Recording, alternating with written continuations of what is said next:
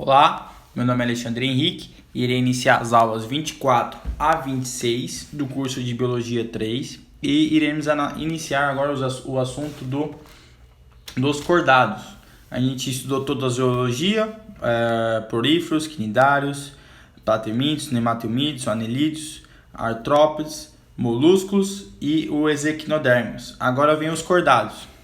Os cordados é dividido em protocordados e vertebrados. Os vertebrados são peixes, anfíbios, répteis, aves e mamíferos.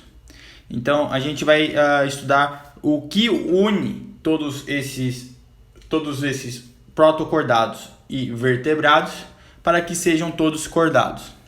Bom, todos esses animais, eles têm, todos os cordados compreendem dois grupos, os protocordados, que é o anfíoxo e a ansídia, e os vertebrados, que incluem peixes, anfíbios, répteis, aves e mamíferos. Os cordados todos têm simetria bilateral, são triblásticos, celomados e deuterostômios. O que é isso? O blastoporo não origina a boca, e sim o ânus.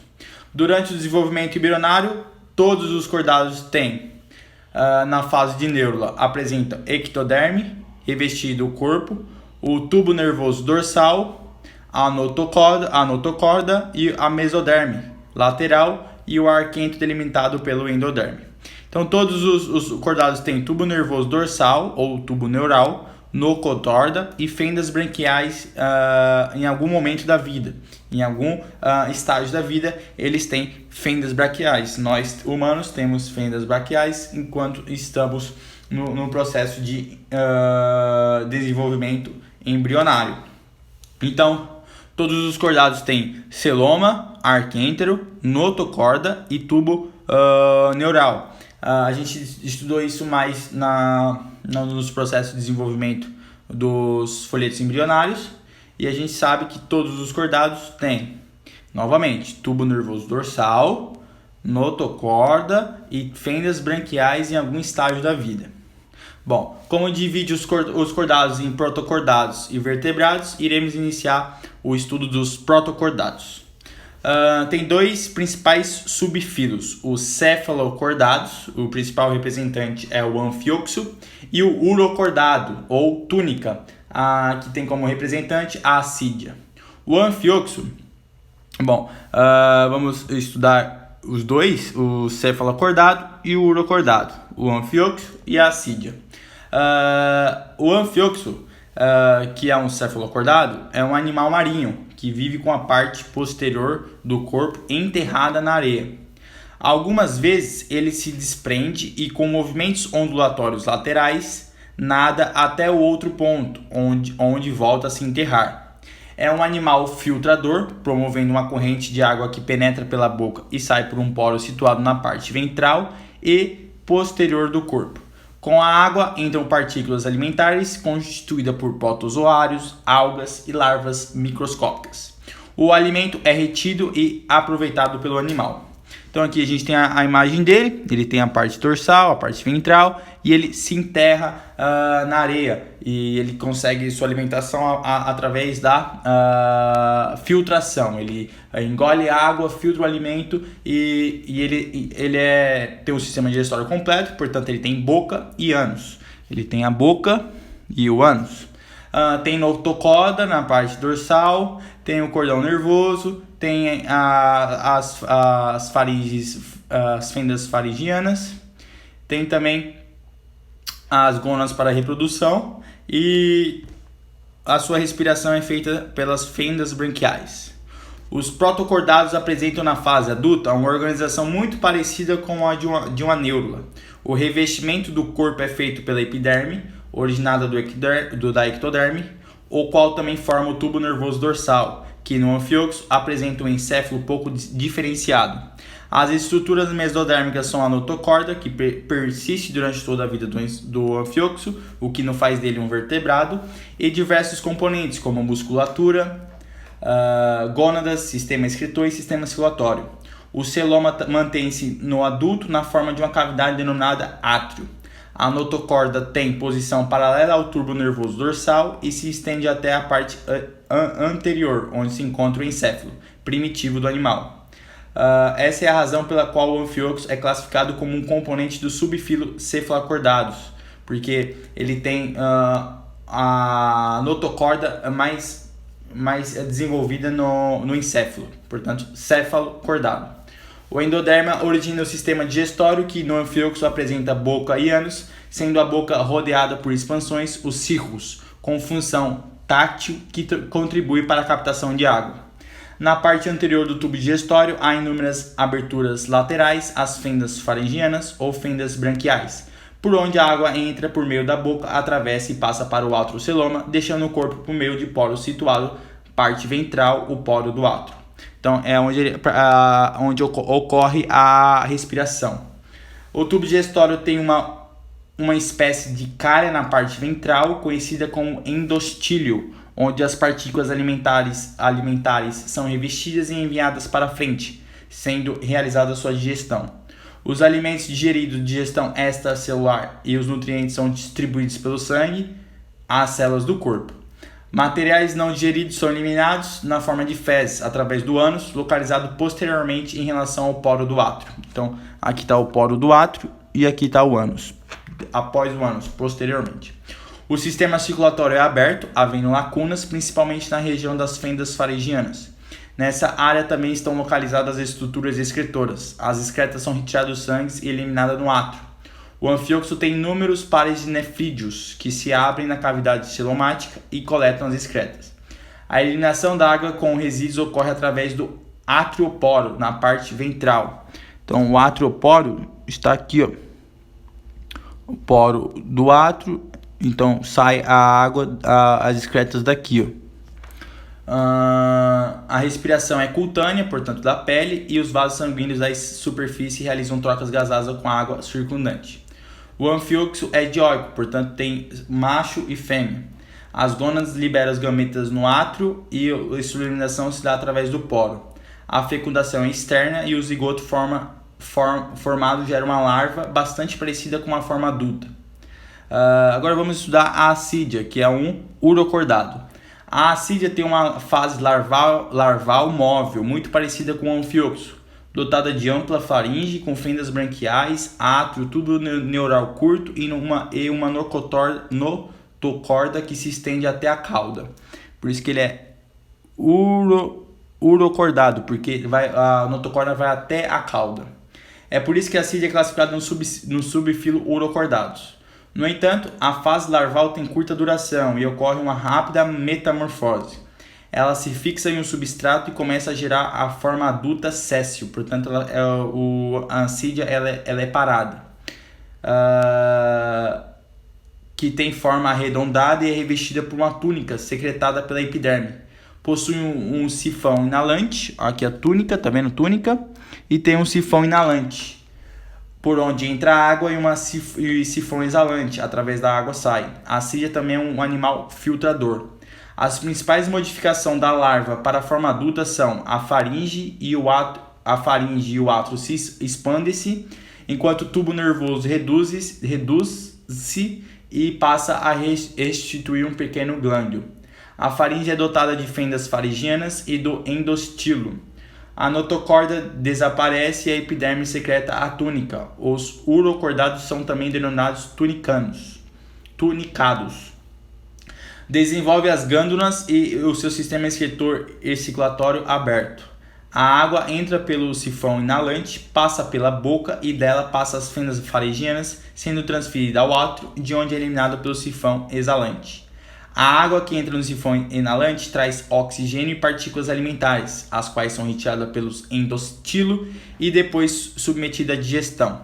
A água que sai pelo sifão exalante carrega gás carbônico, excretas nitrogenadas, fezes e, eventualmente, gametas. Aqui a gente consegue ver uma imagem da assídia. A assídia na sua forma larval, primeiramente, e depois a assídia na forma adulta, séssil. A gente pode ver o coração, a túnica, o estômago, o ovário, o intestino, duto da gônada, as fendas faringianas, o sifão inalante, o sifão exalante, o glândula nervoso e o endostílio, onde ocorre o processo de nutrição do animal. As assídias são monóicas, portanto, elas são monóicas, então os gametas são lançados através do sifão exalante, a fecundação é externa e o desenvolvimento é indireto. A monóicas não tem divisão de macho e fêmea, então elas são hermafroditas, digamos assim. A fecundação é externa e o desenvolvimento é indireto, porque passa por uma metamorfose, com a formação de larvas móveis. Algumas assídias também apresentam reprodução assexuada por brotamento. Você vai pegar uma assídia e quebrar ela no meio e deixar ela lá, ela vai conseguir se desenvolver como um animal adulto. Bom, agora vamos para os hemicordados. Os hemicordados constituem um filho não pertencente aos cordados, mas apresenta aparentado com eles. O representante mais conhecido é a Balonoclosso, de aspecto vermiforme e bastante longo, dotado de fendas faringianas. É um animal deuterostômio, portanto o blastoporo origina o ânus, assim como os cordados e os equinodermos. São animais marinhos vermiformes, a maioria é séssil, portanto fica parado. Os hemicordados eram considerados um subfilo dos cordados por terem característica comum a esse grupo, como fendas faringianas e cordão nervoso dorsal, mas também apresentam características de equinodermos, como a larva bipinária, e um desenvolvimento embrionário semelhante. Assim, são classificados cordados e equinodermos. Bom, aqui a gente está vendo ele, tem a região braquial, a região genital e o ânus. E esse é o hemicordados porque ele se apresenta, ele se aproxima tanto dos equinodermas quanto dos cordados por ter algumas coisas que se aproximam desses animais. Por exemplo, eles são deuterostômios e têm eles têm a sua respiração por faringes, fendas faringianas, e tem o cordão nervoso dorsal. Bom, agora a gente vai para uma escala dos subfilos dos cordados. A gente estudou os cefalocordados, o anfioxo, estudamos também o urocordados, a assídia, e tem agora os vertebrados. O filo dos cordados tem 3 subfilos: cefalocordados, urocordados e vertebrados, ou craniados. Vertebrados podem ser vertebrados ou craniados o nome. Os cefalocordados e urocordados constituem o grupo dos protocordados, portanto, os iniciais, que não constituem um grupo taxonômico. Vertebrados são, em sua maioria, dotados de coluna vertebral e de crânio. Essas estruturas podem ser cartilaginosas ou ósseas, correspondendo ao eixo do esqueleto desses animais, além de proteger o sistema nervoso central. A caixa craniana envolve o encéfalo, enquanto a parte da coluna vertebral protege a medula espinhal. Bom, essa tabela está mostrando a classificação moderna dos cordados. Então tem os cefalocordados, os urocordados e os vertebrados.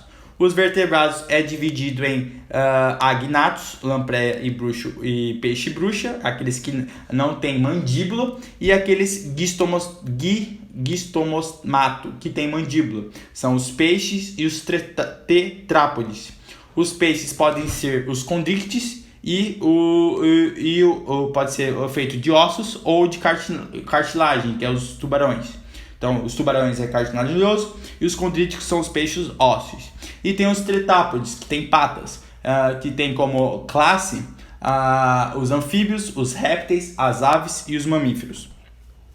Bom, vamos estudar agora os vertebrados, mas primeiro vamos estudar os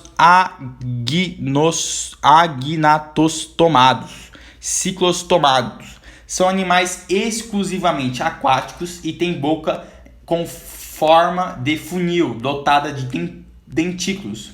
Utilize um funil para aderir à superfície.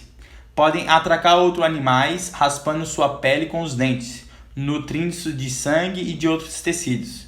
Nesses animais apresentam um corpo alongado, com nadadeira caudal e nadadeiras dorsais.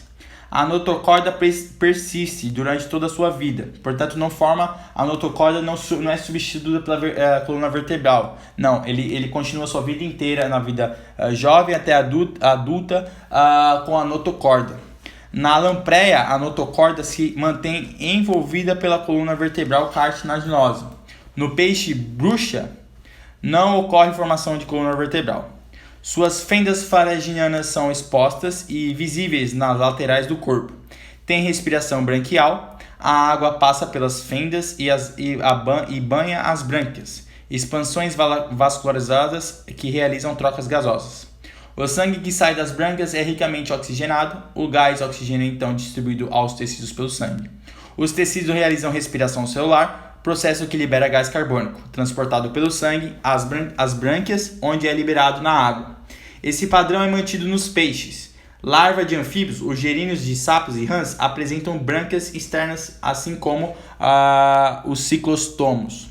Répteis, aves e mamíferos não têm brânquias, mas possuem fendas faringianas durante o desenvolvimento embrionário. Nos seres humanos, as fendas faringianas desaparecem, persistindo apenas na forma de tubas auditivas, que estabelece comunicação entre a faringe e o ouvido médio. Os agnatostomados são dioicos, portanto têm indivíduos de sexo diferentes, e apresentam fecundação externa com desenvolvimento indireto, portanto ele sofre uma metamorfose. Bom, estudamos agora os agnatostomados e vamos estudar os gnatostomados, que já possuem mandíbula. Então a diferença do ag é que não possui mandíbula, tem uma boca circular e tem dentes para sugar o sangue, portanto são parasitas. E tem os que possuem mandíbulas, os gnatostomados. Então todos os próximos subfilos têm mandíbula. Os peixes têm mandíbula, os anfíbios têm mandíbula, as aves têm os répteis têm mandíbula, as aves têm mandíbula e os mamíferos também têm mandíbula.